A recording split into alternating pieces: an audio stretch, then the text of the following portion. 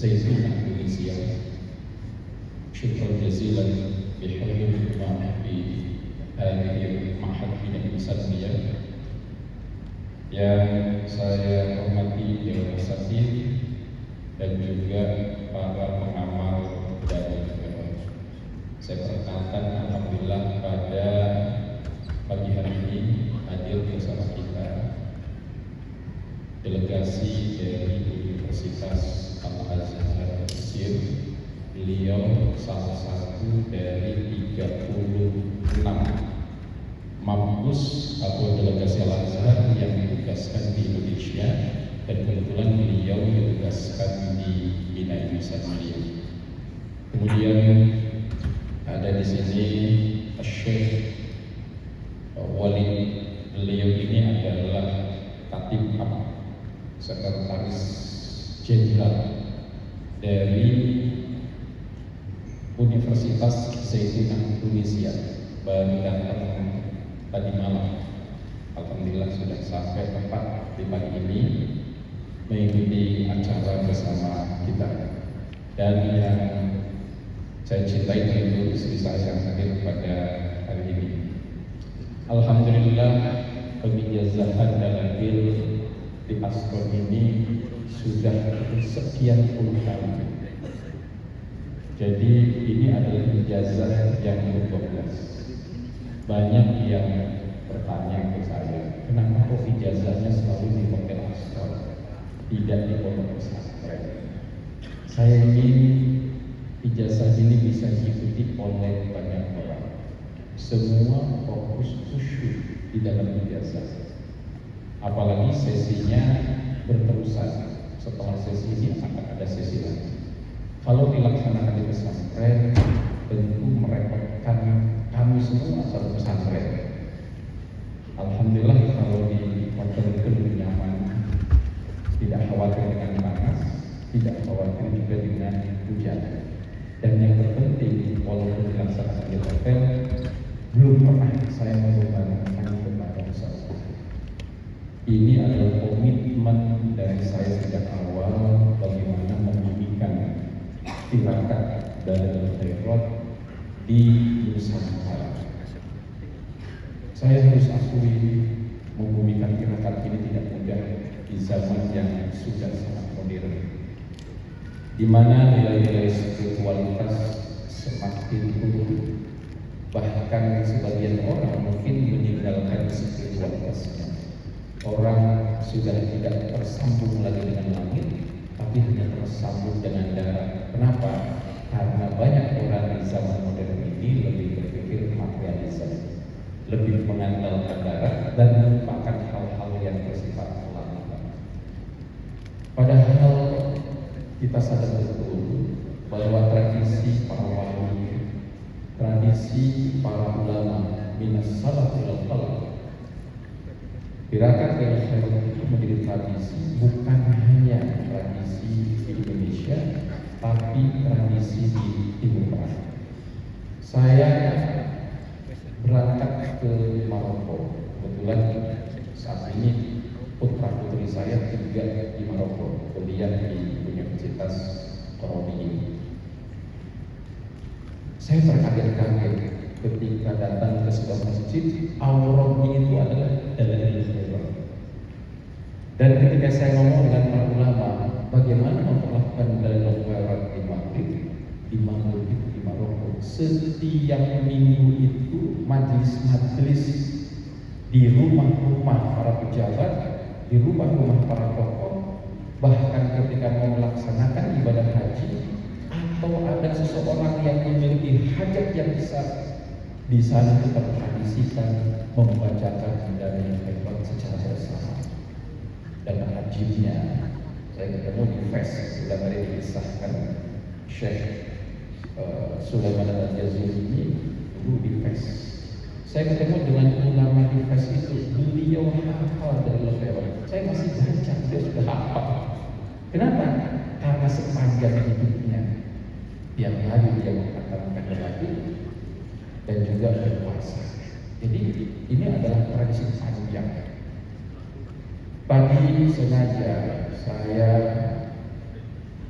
lebih banyak mengedukasi, memberikan pemahaman tentang bagaimana dalil khibrah dalam besaran sejarah baik di Indonesia maupun di Timur Tengah, termasuk terkait tentang dalil-dalil saum dahar itu sendiri. Kenapa saya ingin sampaikan ini? Bahkan tadi Syekh Mahmud itu menjelaskan juga hal yang sama. Karena dulu Bapak Ibu semuanya, saya itu santri. Santri itu manut kiai. Pokoknya tidak pernah banyak bertanya. Dulu itu kalau apa yang dikatakan kiai sama mewakilkan, dan kita yakin yang kita katakan itu pasti berlandaskan kepada hadis, kepada Quran, kepada pemahaman salafus saleh. Tak mungkin dia itu mengajarkan kepada sesuatu yang bertentangan dengan syariat.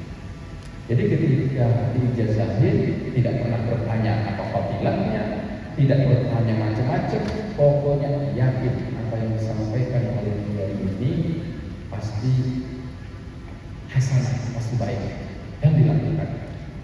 Tapi hari ini banyak syubhat-syubhat. Ketika ada amalan yang sebetulnya sudah dijalankan oleh para sahabat, para salafus saleh, masih saja ada orang yang selalu mendebat, membid'ahkan, menyalahkan. Dan ajaibnya kadang-kadang orang yang membid'ahkan, menyalahkan ini orang yang tidak mengerti hazar Islam itu sendiri, tidak mengerti tafsir, tidak mengerti hadis, tidak mengerti berbagai hazar Islam, tapi musim sekali menyalahkan orang. Maka saya berpikir bagaimana pengijazahan dalil baik dari sholawat maupun saum dahar ini tidak sekedar berdasarkan manut saja, tetapi harus berdasarkan pengetahuan yang lengkap, supaya ketika ada syubhat, ada orang yang membid'ahkan, ada orang yang menyalahkan, kita tahu landasannya, mana hadisnya, mana yang sudah dilakukan oleh para ulama, itu semakin jelas. Dan sengaja saya minta Profesor Dr. Syekh Mahmud untuk menjelaskan. Beliau ini hafal Al-Quran, ya, bitafsir, dan juga hafal ribuan hadis. Boleh dicek kalau ngobrol dengan beliau. Alim luar biasa. Maka saya bilang, kalau Syekh menyampaikan pasti dengan bacaan yang sangat luas, dengan pengetahuan yang tidak terbatas. Itu untuk lebih meyakinkan bahwa ijazah dalail, bahwa saum dahar itu sesuatu yang dilakukan bukan hanya oleh kami santri binaan Nusantara, tetapi dilakukan oleh para sahabat dari Umar bin Khattab, Abdullah putranya Umar bin Khattab, hingga Siti Aisyah radhiyallahu anha. Beliau juga termasuk yang melaksanakan saum dahar. Dan di sini saya lihat banyak ibu-ibu, maka ibu-ibu yang di sini yang akan melanjutkan apa yang dilakukan oleh Aisyah radhiyallahu anha. Biasanya lebih bersemangat ibu daripada bapak-bapak untuk berpuasa. Kenapa? Ibu-ibu punya alasan lain selain berpuasa. Apa alasan lainnya? Alasan lainnya sekaligus dengan diet, dengan diet. Biar badannya tidak terlalu mengangkat. Bahkan istri saya itu mintanya pengen puasa, tidak pernah berhenti. Sayanya belum mengizinkan. Kadang-kadang membolehkan satu tahun, berhenti lagi. Kenapa? Bagi laki-laki kalau istrinya ini puasa kadang-kadang tersiksa di siang hari. Apalagi saya pengangguran, saya kan pengangguran. Tiap hari gelantang duduk di pondok pesantren gitu, tertekan gitu. Ayo kita bareng-bareng puasa, baru puasa. Lalu kita bareng-bareng puasa. Tahun lalu kita puasa, bareng oke. Tapi kalau dibalik istrinya puasa, suaminya tidak, itu menjadi masalah besar bagi para suami. Memang tidak mudah bagi para istri untuk berpuasa itu, bukan tidak mudah puasanya, semangatnya lebih, manfaatnya pasti dirasakan, tetapi kadang-kadang memang tantangannya di suaminya. Makanya saya bilang, kalau pengen berpuasa itu suami istri baru selesai. Saya ngalamin kalau istri puasa dan lahir, dia batal lagi gitu. Saya wajibkan batal, udah batal kapan nanti, mulai lagi. Tapi kalau kita bareng, ya. Nah, ada satu hal yang penting yang bisa sampaikan. Puasa adalah ilmu ini, saudah ya, saudah. Dan dalam ilmu pembacaan sholawat ini bagian dari tarekat, salah satu jalan kita mendekat kepada Allah Subhanahu wa Ta'ala. Seluruh orang yang mengamalkan dalam ini adalah para salih, para pengamal yang dia ingin mendekat kepada Allah dengan satu amalan yang mustahab, amalan yang disunahkan. Tujuan utamanya adalah taqarruban ila Allah wa ta'abbudan ya, ibtigharan li amrihi ya, atau mahabbatan, juga untuk menunjukkan rasa cinta kepada Rasulullah Sallallahu Alaihi Wasallam. Jadi dimensi utamanya ini adalah dimensi kepatuhan kita kepada Allah secara penuh, yang tentunya berkaitan dengan hati kita.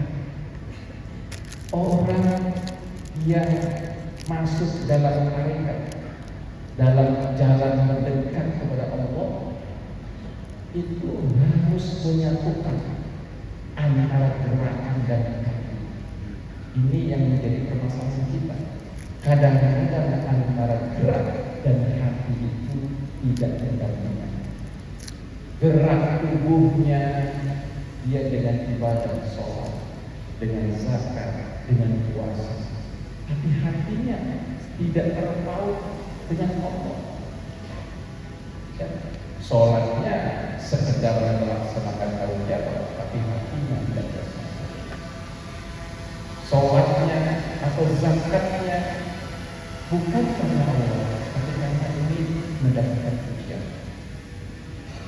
Hidupnya dipenuhi dengan amarah, dengan iri, dengki, hasud, riya. Maka nilai-nilai ibadah yang ruhiyah akan menjadi tercoreng. Bahkan esensi dari ibadah itu, sholat yang memiliki tujuan tanha anil fahsya'i wal munkar, menjadi kehilangan tujuannya. Kenapa? Karena ketika melakukan sholat, hatinya tidak betul-betul tersambung dengan Allah. Ada orang sholat karena takut udah dipanggil ustaz, kalau nggak sholat ketahuan nanti masalah, kan begitu. Tidak betul hadir kebutuhan kita secara spiritual ini mendekat ke Allah, menghadirkan. Disinilah dampak sholat itu menjadi nyata. Maka tidak perlu heran ada orang yang sholat pasti iya, tapi korupsi jangan. Sholat iya, tapi maksiat jalan. Kenapa? Karena sholatnya tidak bisa menghadirkan hati. Kenapa hatinya tidak hadir? Karena hati yang kotor itu sulit dihadirkan. Kita melakukan istirahat dalam ini untuk membersihkan hati kita. Puasa misalkan, atau sekedar membaca kalau tidak, itu adalah bagian dari Allah kita tiap hari. Terus menerus kita lakukan untuk membersihkan hati kita. Tazkiyatun nafs. Dari apa? Dari seluruh kotoran yang ada di dalam hati kita. Semua orang fokus kepada gerakan badan. Semua memikirkan tentang fikih. Tapi banyak orang yang melupakan tentang tasawufnya. Syarat rukun sholat itu betul-betul dipenuhi, tetapi khusyuknya jangan orang betul-betul serius dalam membangun. Jadi ada ketidaksambungan antara gerakan dan ruhnya. Bagaimana caranya ini? Caranya adalah menyambungkan salah satunya dengan Yahweh. Salah satu Yahwehnya adalah tirakat dalam iman. Terus, kenapa dibutuhkan saudara untuk lebih menguatkan? Kalau saudara kita dalam keadaan puasa, kita selalu terjaga, selalu teringat bahwa kita ini sedang mendekat kepada Allah supaya bisa terjauh dari seluruh maksiat. Jadi memang orientasi sama azkiyatun nafs. Kita ingat apa yang disampaikan oleh Imam Malik. Man tasawwaf bila tafaqquhin faqad tazallama wa man tafaqqaha bila tasawwufin faqad tafassaqa. Orang-orang yang mempelajari, mengamalkan ilmu tasawuf, fokus beresin hati. Dengan ini ya Allah, kan ada juga orang yang bersama ya Allah. Bila tafaqquhin tetapi tanpa mempelajari dan mengamalkan fikih, maka faqad tazallama, dia zindik. Tirakat si angger kuat, tirakatnya, puasanya kuat, tetapi fikihnya nggak dilakukan, yang sholatnya ditinggal. Kan dulu ada orang-orang percaya fokusnya ngurusin hati. Apa yang terjadi? Zindik. Dalam agama itu fikih dan tasawuf itu nggak bisa dipisahkan. Maka kalau ada orang bilang ini orang ini wali, kenapa? Dia terlihat kasyaf misalkan, pandangan orang terlihat kasyaf, oh dia wali. Tapi dia melepaskan fikih, nggak sholat, nggak menerapkan syariat, jangan pernah dipercaya dia adalah wali. Bohong ya. Kalaupun ya ada isyarat yang dia dapatkan minal jin wa syaitan, itu dicontohkan dulu dalam tradisi tasawuf. Dulu ada tokoh wali songo namanya Syekh Siti Jenar. Itu contoh seperti itu. Jadi meninggalkan yang namanya syariat. Tetapi yang kita perhatikan lebih banyak orang menjalankan syariat, tapi tasawufnya dilupakan. Nah ini masuk pada kategori yang kedua. Wa man tafaqqaha bila tasawufin faqad tafassaqa. Orang yang berfikir, melakukan ibadah dengan rukun, syarat yang benar, dia jaga puasa, dia jaga seluruh amalan, tetapi yang dia lupakan adalah tasawuf tanpa mengarah hatinya. Dia sholat orientasinya berbeda. Sholat karena pengen dipuji, sholat karena takut dipecat sama mertua, sholat karena takut gelang ustaznya hilang. Ya, ini berarti mengelola hatinya bermasalah. Nah, orang ini masuk pada apa? Tafassaqa, menjadi orang fasik, orang-orang munafik. Ibadah tapi bukan karena Allah, tapi ibadah karena yang lain. Maka tasawuf itu menurut Sayyid Murtada Az-Zabidi itu adalah tabhirul batin wal zahir minan afar al-khafiyah wal jaliyah. Untuk menerjemahkan tasawuf itu sederhana, itu membersihkan batin kita dan membersihkan zahir kita. Zahir itu artinya amalan yang terlihat. Ya, minal afar al-khafiyah wal jaliyah, dari dosa-dosa yang samar tersimpan yang tidak terlihat dalam hati, ataupun yang terlihat jelas seperti meninggalkan amalan. Jadi tasawuf itu tidak bisa dipisahkan dengan yang namanya fikih. Keduanya harus berdampingan. Maka kata Imam Malik, kalau syariat ya dan kalau tasawuf dan fikih ini bisa berjalan secara berdampingan, itulah hakikat yang sesungguhnya di dalam beragama kita. Jadi yang terpenting dari riyadhah ini, karena riyadhah itu bagian dari pendekatan tasawuf ini bagi riyadhah, kita harus ngerti yang paling utama selain gerak, kita harus belajar membersihkan hati kita. Jadi ini terkait dengan ilmu kusidah li islahil qulub, ilmu yang memiliki tujuan untuk memperbaiki hati kita. Wa ifdhuha lillahi ta'ala amma siwahu, dan mengosongkan hati kita kecuali untuk Allah sahaja, tidak untuk yang lain. Itu inti dari tasawuf itu sendiri. Kita sedang menjalani jalan itu. Maka kalimat wa ifraduha lillahi ta'ala amma siwahu, kita harus mulai memperbaiki hati kita, bergantung kita hanya kepada Allah, tidak bergantung kepada makhluk. Makhluk itu hanya wasilah. Disinilah pentingnya memperbaiki hati kita. Jadi Bapak Ibu semuanya, kita akan melakukan sebuah amalan salafus saleh yang dilakukan oleh para sahabat, para ulama.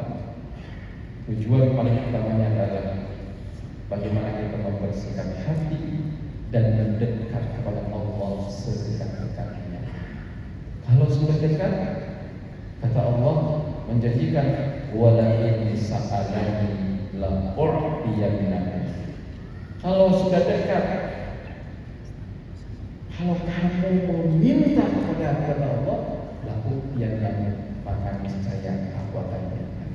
Memang betul tadi bicarakan tentang fadilah dan lain sebagainya, itu untuk memberikan semangat kepada kita, untuk membuktikan bahwa orang-orang yang dekat kepada Allah dengan amal-amalannya, maka Allah mudahkan seluruh urusannya dan dikabul seluruh keinginannya. Tetapi tujuan utama kita dalam jalan ini, ingat, fokus tujuan utama kita ini adalah taqarruban ila Allah, melaksanakan perintah Allah, menumbuhkan rasa cinta kita kepada Kanjeng Nabi. Ya, itu yang paling utama.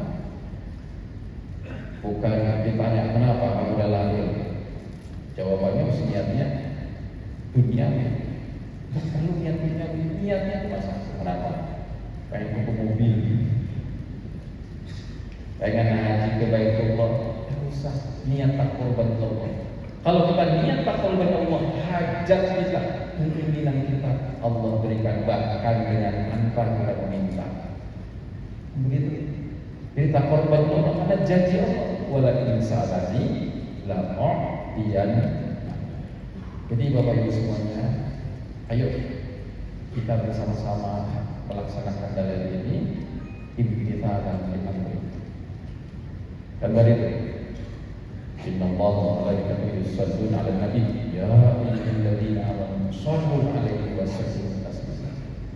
Jadi Allah, malaikat bersolawat, dan kita orang-orang yang beriman diperintahkan untuk bersolawat. Jadi kalau ada orang menanya amalan apa yang terbaik, pengen ijazah sana kemarin, amalan terbaik itu ya sebetulnya sholawat. Kenapa? Orang jelas kok, diulang-ulang tiap minggu, tiap khutbah itu ulang-ulang untuk mengingatkan kita, itulah amal terbaik, sholawat. Allah melakukan, malaikat melakukan, dan kita diperintahkan langsung oleh Allah Subhanahu wa Ta'ala, khusus buat orang-orang yang beriman.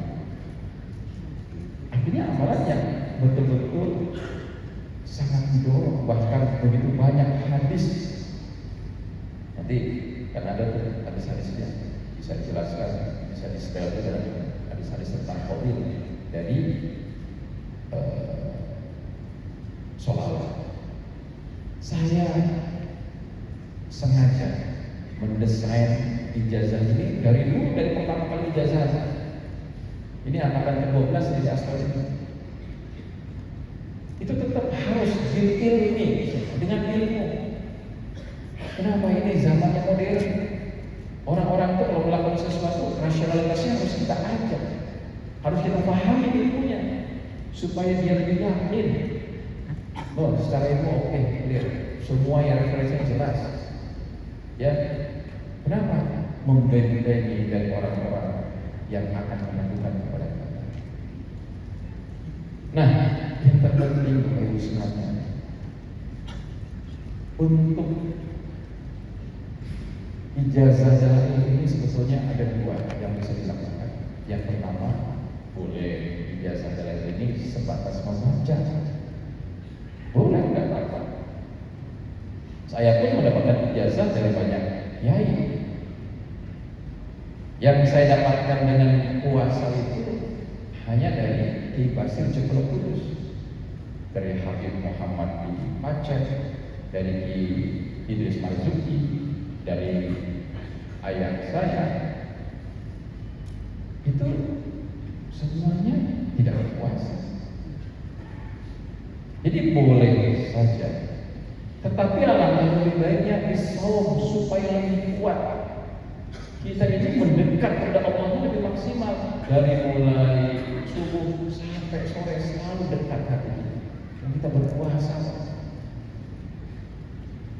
secara terus-menerus. Boleh dengan saum dahar, boleh dengan Daud juga boleh. Silakan saja. Saya hanya dengan sedikit tidak apa, tapi yang saya dapatkan itu semua dan saya rasakan memang tertuntut terus terasa susah spiritual. Dan yang terpenting Bapak Ibu semuanya, puasa itu bukan terkait kuat atau tidak kuat, terkait tekad saja. Bagi yang tekadnya kuat, orang bisa berpuasa. Kecuali ada masalah kesehatan, karena tidak semua orang kuat juga. Ada yang punya masalah kesehatan. Makanya Rasulullah kan melarang ke sahabat tertentu ada dianggap bermasalah dalam kesehatan, terlalu tua misalnya, kan kasihan gitu.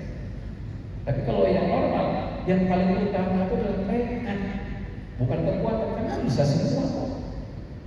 Saya dulu ingat di media saya kuliah pertama kali itu kita jalan di rakaatnya itu sholat maghrib. Saya ingat yang pada maghrib santri itu bacanya sholat maghrib. Kita tak perlu Allah santri, karena santri masih sedikit. Santri angkatan pertama itu 36, angkatan kedua tambahnya cuma 18, itu masih harian. Di tahun ketiga tambahnya langsung 300. Itu mulai itu puasa Quran, 1 tahun puasa, tiap hari baca Al-Quran. Bisa kok buat santri-santri itu datang SKP. Setelah 2 tahun kita ubah tirakat santrinya pakai puasa Ramadan minimal 1 sampai 3 tahun. Dan ternyata luar biasa. Hampir mayoritas minimal puasa tahun, hampir semua santri Bima. Dan sebagian besar menyelesaikan 3 tahun. Coba kita bayangkan yang 3 tahun yang anak-anak santri itu sampai di Mesir masih pada berpuasa, di Turki berpuasa, padahal jam puasa lebih panjang dari kita. Maghribnya jam 8, jam 9, tapi mereka happy-happy saja bertahun-tahun. Kenapa? Karena tekad yang paling utama. Tekad keyakinan, sumu tasihhi, bahwa puasa itu menyehatkan. Dan betul itu kita rasakan. Tanyakan semua orang yang berpuasa bagaimana perasaan kesehatannya. Tanyakan semua, pasti itu iya ya, merasa lebih sehat. Yang ijazah saya itu puluhan ribu orang. Setiap tahun yang datang dulu saya kena penyakit ini sekarang ringan, sekarang berubah. Kenapa? Karena puasa itu memang betul-betul bermanfaat untuk kesehatan. Sungguh tasih. Penyakit yang kita dapatkan itu dari pola makan yang tidak sehat. Ya. Maka orang-orang di luar sana yang tidak mengenal syariat, kalau dia pengen sehat, itu puasa 16 jam, tapi bukan puasa seperti kita. Apa namanya puasanya? Hah? Inter? Hah? Ayo, halo. Siapa yang mendapat kehormatan? Intermittent fasting, puasa 16 jam. Saya banyak kenalan para pejabat, ya, dari mulai bupati, dari mulai tingkat Kapolres, Kapolda, dan banyak pejabat yang datang ke saya. Mereka puasa, tapi tidak dengan cara kita puasanya. Oh, saya pejabat, nggak bisa saya kalau puasa. Kalau siang harus makan. Jadi dia ubah puasanya dari mulai jam 5 sampai setelah 16 jam pagi dia nggak makan. Dia ubah jam 5 dimulainya, ada yang jam 7 dimulainya. Tapi nggak puasa. Kenapa? Karena siang kalau puasa kita ada jadwal makan, nggak enak ditawarin gitu. Pengen banget kita kerja sadar lain, tapi gimana ya? Masa kita diundang, ya tiap hari sama jam bisa nggak makan gitu kan?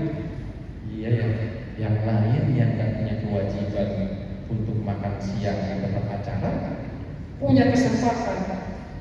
Alasannya beda lagi juga. Mereka alasan. Tapi sekarang banyak yang berubah. Kenapa? Mereka merasakan itu. Betul ya, 16 jam makan itu. Tensi saya turun, gula saya itu 16 jam. Ternyata itu terkena reproduksi sel pada dokter. Jadi sel saya kalau 16 jam nanti saya lakukan, nanti reproduksi. Nah sebetulnya memang puasa itu kalau di Timur Tengah rata-rata 16 jam. Kita kan 14 jam puasanya rata-rata ya. Kalau di Timur Tengah saya maghrib jam 8, jam 9. Ya, jadi kalau 16 jam di Timur Tengah itu orang yang nggak mau pegang syariat kan, dia menemukan juga cara untuk sehat itu. Itu dengan 16 jam tidak apa-apa. Jadi sebetulnya manfaat ini manfaat zahir bukan batin, manfaat zahir ini sudah dirasakan. Silakan dibuktikan. Saya juga merasakan kalau puasa itu lebih sehat, lebih agresif. Ya, kalau lagi puasa itu naik gunung itu saya kuat. Gunung upaya ke sana kemari. Tapi kalau udah banyak makan, jalan panjang aja, makan. Ya, bener ini. Mari itu puasa asik-asik aja selama setahun. Ya, jadi itu dari sisi kesehatan. Tetapi yang saya inginkan bukan di situ yang paling utama. Yang paling utama, riyadhah yang dilakukan itu tazkiyatun nafs kita, membersihkan jiwa kita dari penyakit-penyakit hati, kekotoran jiwa. Ini tujuannya puasa mendekat kepada Allah, sadar bahwa kita bekerja, sadar bahwa Ar-Razzaq itu adalah Allah yang kaya Allah, merasa kita tidak punya kemampuan apa-apa. Itu membersihkan hati dari sikap ujub. Ya. Jangan berbalik, ada orang yang puasa adalah tapi malah hatinya kotor. Kenapa? Ujubnya muncul gara-gara dia puasa. Datang orang, "Mak, saya berpuasa." "Maaf ya, puasa ya." "Maaf ya." Tapi di hatinya ujub itu merasa ini saya orang soleh, gitu. Nah itu berarti tidak sesuai dengan tujuan utama dari puasa. Puasa pada setiap nafas boleh membersihkan dari sifat hasud kepada orang. Tahu bahwa Ar-Razzaq memberi rezeki Allah, Allah memberikan rezeki sesuai kehendaknya kepada siapa. Tidak perlu iri dengan rezeki yang Allah miliki. Begitu. Maka fokus kita adalah bagaimana hanya kepada Allah, bukan kepada makhluk. Makhluk sih mau apa saja, nggak usah peduli.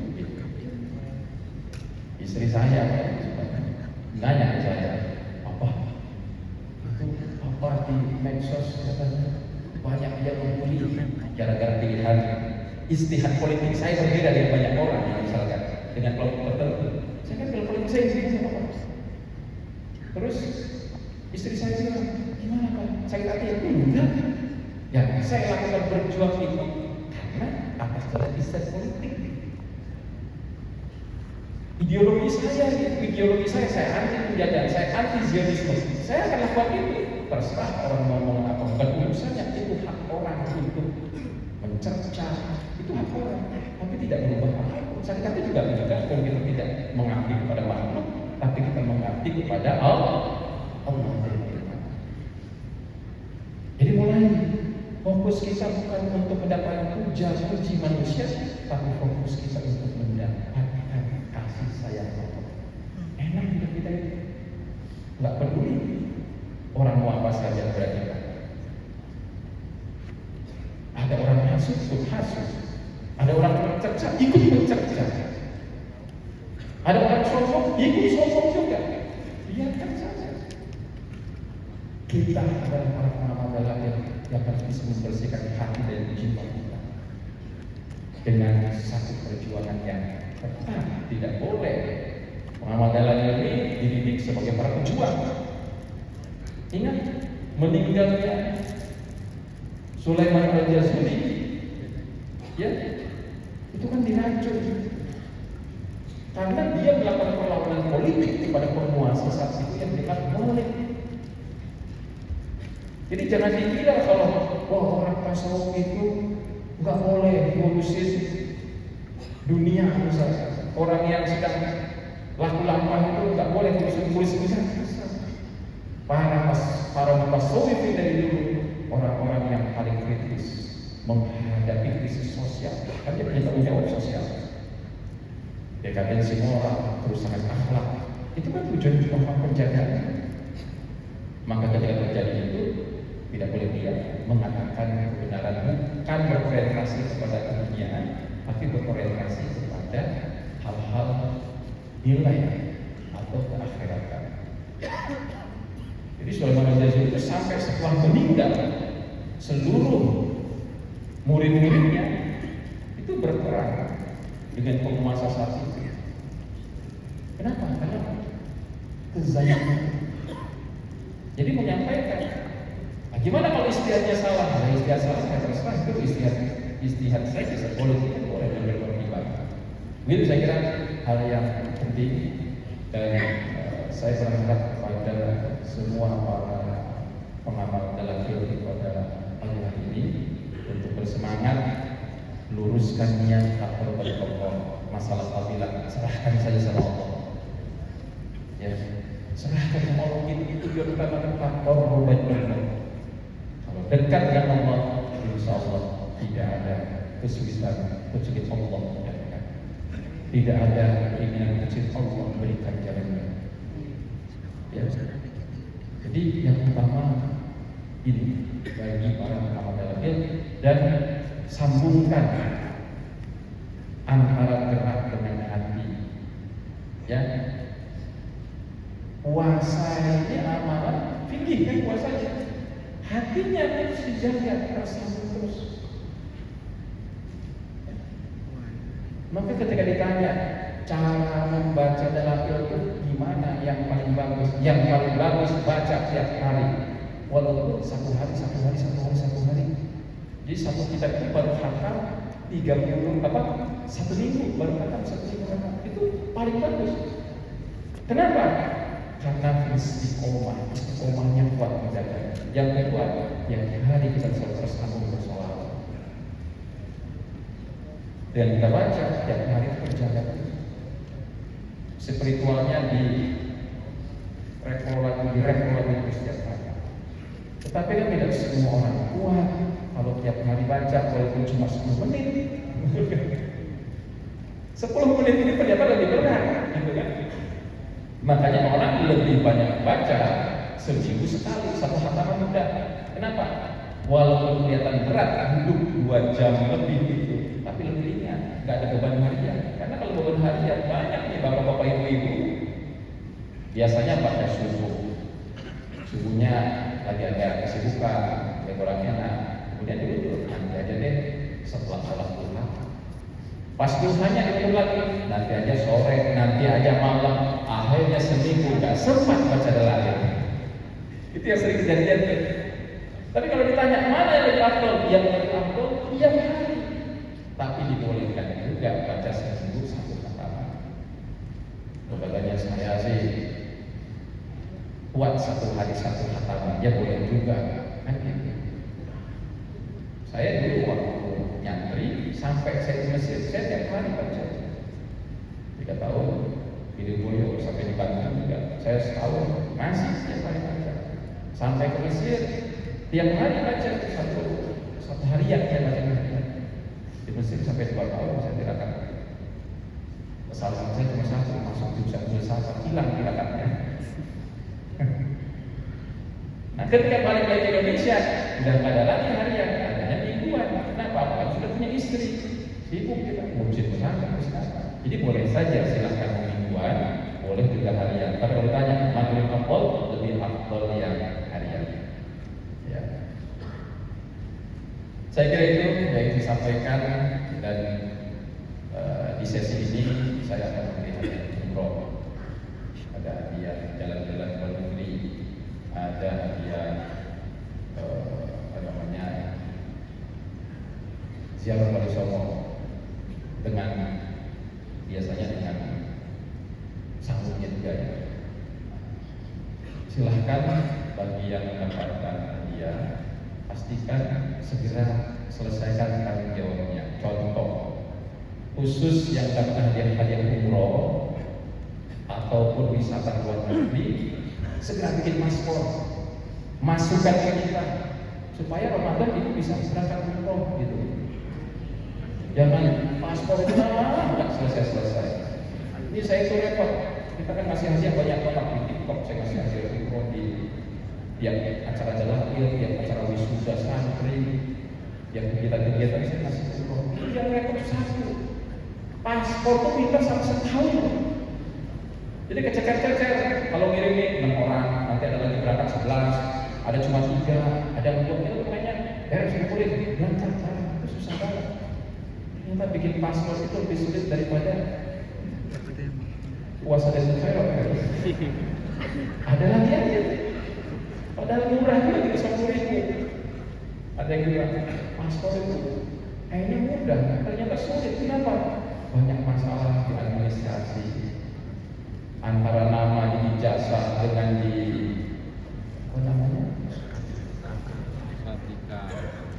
Ijazah di akte beda, dengan di surat nikah beda. Yang sudah nikah harus ada bukti surat nikah, hilang surat nikahnya, ini sulit ceritanya. Kalau bikin paspor itu lama nggak selesai.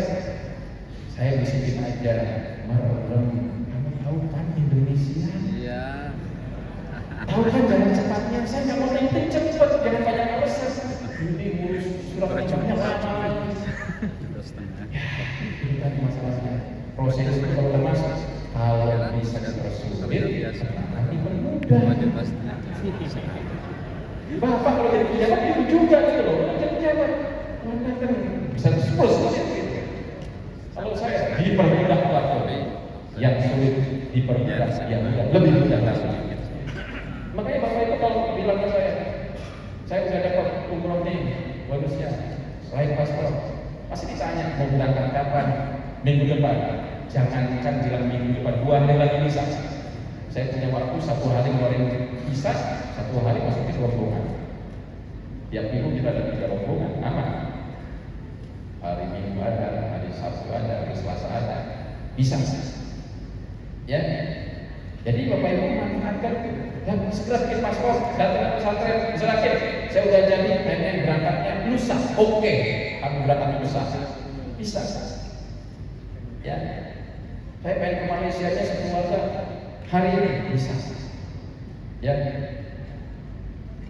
yang nggak bisa itu kalau ziarah Wali Songo. Kenapa? Orangnya banyak kan, aslinya satu mobil kan. Kalau satu mobil beda kan ribut sendiri tuh. 50 orang ribut, saya pengen tanggal saya mau cuci. Itu ribut sendiri dan terserah, saya nggak ngerti itu kalau udah banyak kan itu. Nggak selesai, baru tanggalnya. Itu kan sudah banyak orang. semuanya ngotot sesuai dengan agendanya masing-masing. Tapi kalau umroh kan nggak banyak, gampang. Ya, saya kira itu untuk umroh. Dan saya berharap biasanya nih pengamal dalakil ada juga kumpul. Saya kan kasih umroh lagi biasanya, kumpulin kasih lagi. Saya semangat. Bahkan saya pengen ngomong juga sama saya pengen ngumpulin kalau para pengamal itu sudah datang ada 2-3 ribu, saya pengen kasih aja mobil gitu. Ini kasih bensin gitu kan.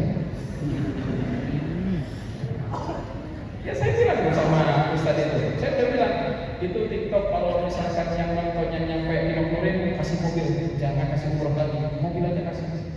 Penting banyak ya. Dalam kebaikan kalau mau senang banyak. Saya janji kalau misalkan pertemuan dalam ini ternyata yang dapat 5 ribu kasih ke mobil apa mereknya kan? Istri saya itu masalah saya kasih. Kata istri saya, papa boleh ngasih sama orang, yang penting ngasih juga sama mama. Jadi yang penting bagi dia itu sama-sama berbagi, jangan seorang doang, istri juga ya aman. Ya.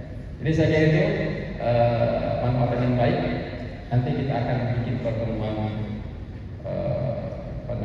saya mau cek pengen pertemuan di JCC, jadi akhirnya beberapa pemudi gitu pengen supaya menunjukkan para pengamal dan lahir itu happy gitu kan. Ini aja kalau belum mengamalin udah dapat undian gitu kan. Ini belum mengamalin undian malah ada yang bilang yang penting saya sih dapat undian, masalah dalamnya gimana nanti gitu. Ya nggak apa-apa juga. Mudah hadir di majelis ini sudah didoakan bersama-sama. Insya Allah berkat, insya Allah min ahlul jannah, dan insya Allah di dunia dimudahkan oleh Allah Subhanahu wa taala. Terima kasih. Wassalamualaikum warahmatullahi wabarakatuh. Waalaikumsalam.